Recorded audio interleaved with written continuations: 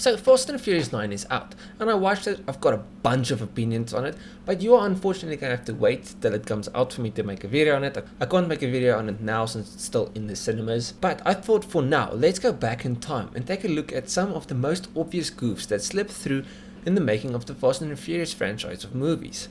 So let's start with number 1. Now, when I was a little kid, I really loved Fast and Furious. Like fast cars, neon lights, pretty girls. It was just, I think the reason I am who I am today is partly because of the Fast and Furious movies. I really love cars. I love modifying them. I can't just leave a car stock.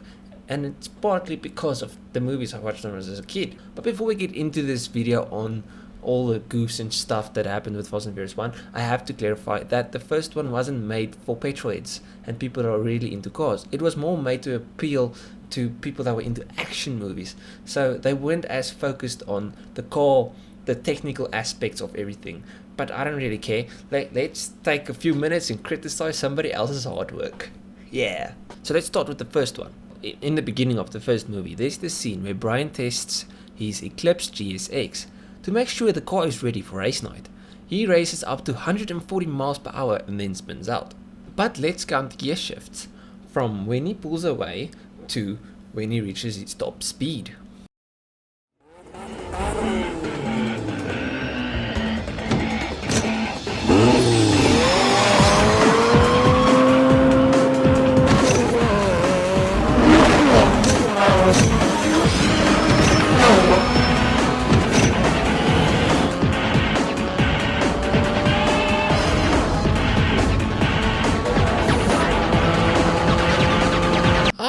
It's a 7-speed Eclipse. He must have done the mod.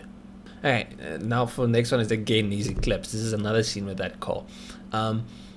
Just quickly listen to his Eclipse. Just listen to the sound. It's a really nice sounding car. I hear turbo noises and a good sounding 4-cylinder.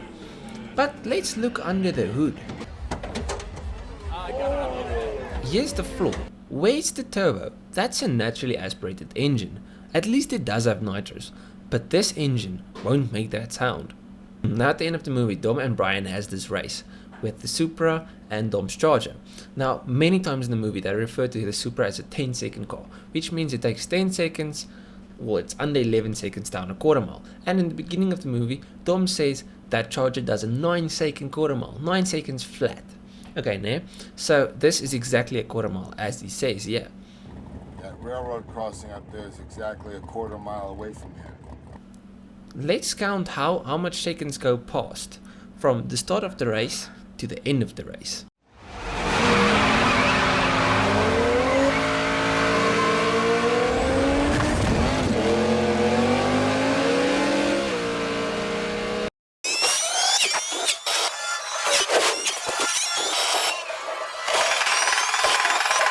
Okay, now remember, a track is prepped and everything, so the cars will have more grip and all of that crap on a track.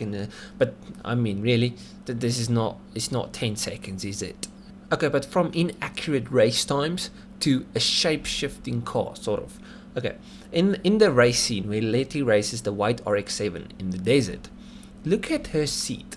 That's a Sparko racing seat. Now let's move to the next shot. Boom, stock seats. Pretty cool. My car doesn't do that.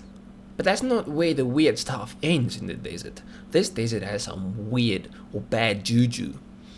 Look at Johnny Tran's shirt. It's a long sleeve, nice button up shirt. Next shot, it stole his shirt. This dude now has a vest on. What happened to the long sleeves?